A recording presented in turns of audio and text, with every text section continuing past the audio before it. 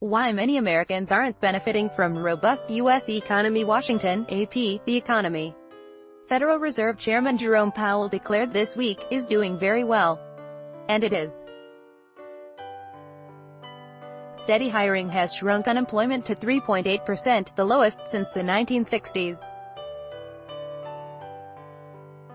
Consumers are spending. Taxes are down. Inflation is tame. Factories are busy. Demand for homes is strong. Household wealth is up.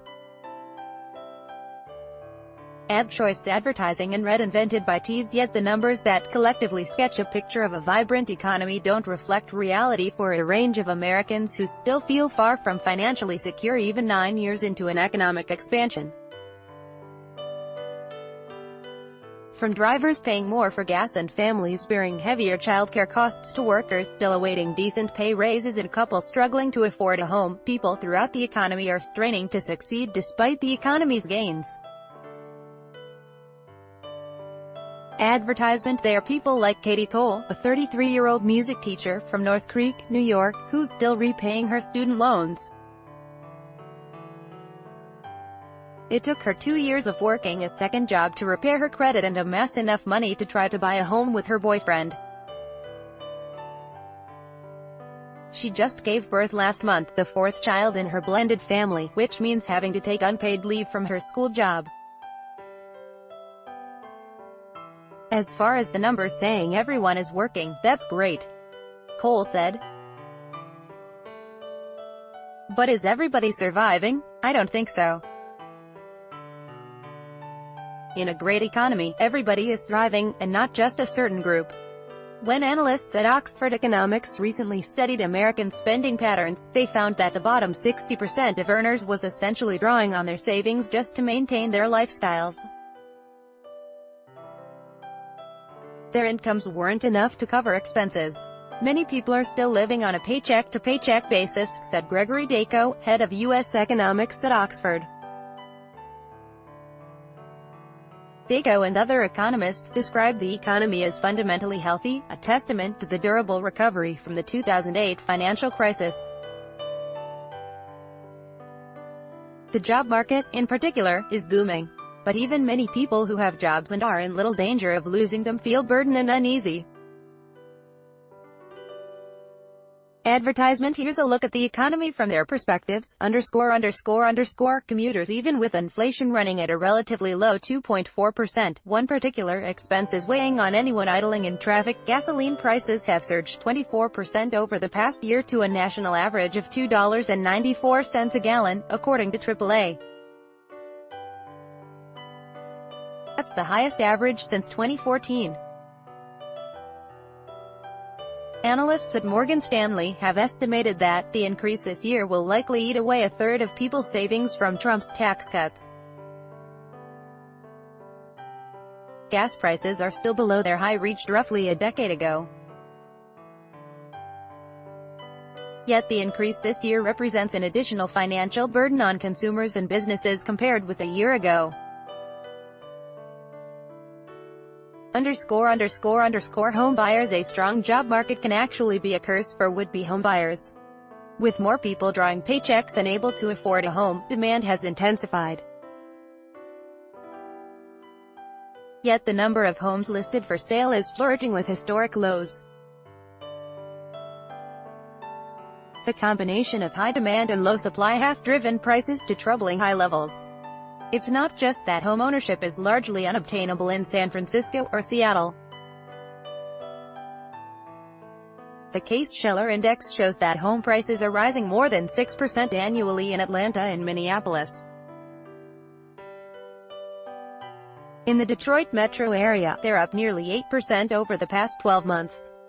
By contrast, average hourly wages have risen just 2.7% over the past year. The real estate brokerage Redfin says the median sales price in the 174 markets it covers has jumped 6.3% over the past year to $305,600. A general rule of thumb is that buyers can afford a home worth roughly 3 times their income. So the median home sales price far exceeds what a typical U.S. household earning a median $57,000 income can manage. Advertisement on top of that, 30-year fixed-rate mortgages are growing costlier. The average interest rate on these mortgages has jumped to 4.62%, from 3.95% at the start of the year, according to mortgage buyer Freddie Mac.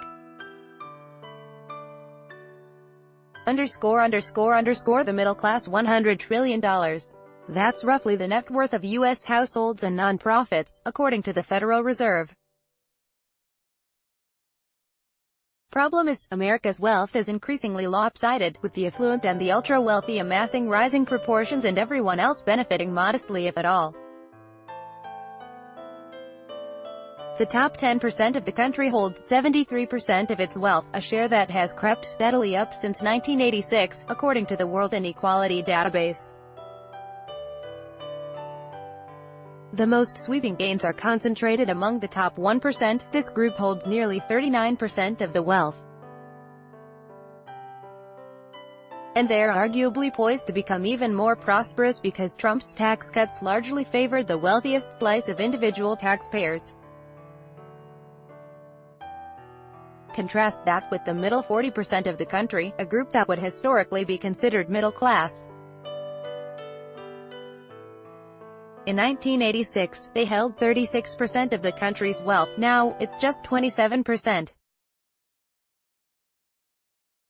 Worse off is the bottom 40% of Americans, they have a negative net worth and almost no financial cushion in case of an emergency. Most Americans can't draw on stocks, rental properties, capital gains or significant home equity to generate cash. They depend almost exclusively on wages. And after adjusting for inflation, the government reported that Americans' average hourly earnings haven't budged over the past 12 months.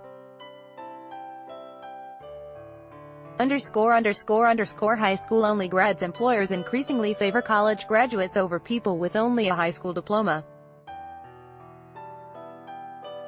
Out of the 2.6 million jobs added in the past year, the government's job data shows that 70% of them went to college graduates. Workers who have graduated only from high school made up less than 1% of the job gains. It wasn't this way in May 2000, when the unemployment rate was nearly as low as today. Back then, only 30% of new jobs went to college graduates. Census figures show that only 30% of Americans older than 25 have college degrees, which means a majority of the country isn't receiving the full benefit from the sustained job growth.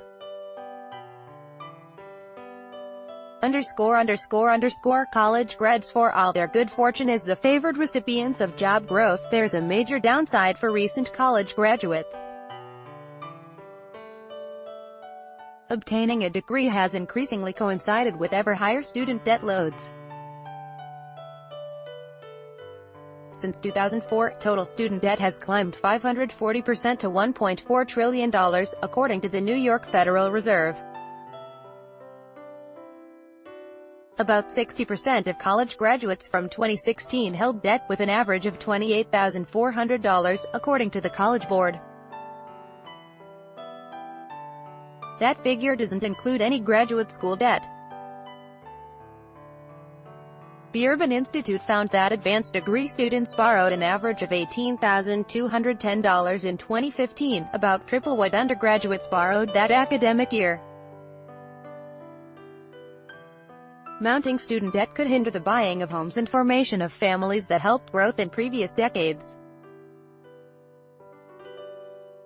A survey last year by the National Association of Realtors found that student debt was delaying homeownership by 7 years among millennials, a generation it defined as people born between 1980 and 1998.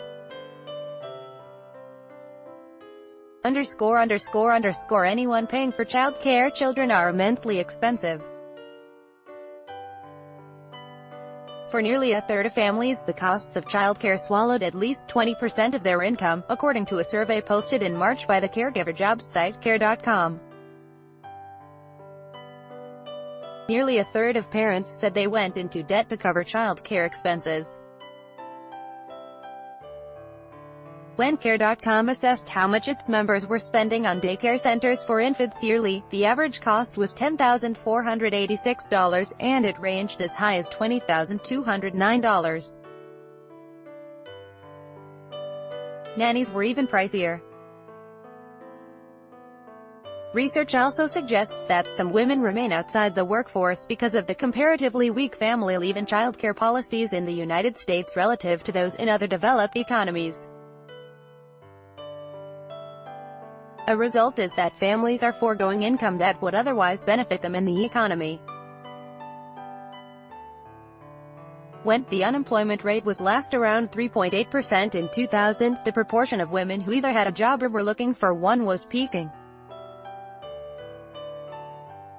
For women ages 25 to 54, that proportion, called the labor force participation rate, was roughly 77% in 2000. It's now 74.8%. If women's labor force participation were to return to 77%, there would be 1.4 million more women in the workforce. By Taboola. Sponsored links, promoted links. You may like home away 15 awesome Thailand villas cheaper than a Singapore taxi ride. Home away under the Straits Times Fighting Beauties Straits Times under Vikings. Free online game. Play this for 1 minute and see why everyone is addicted. Vikings. Free.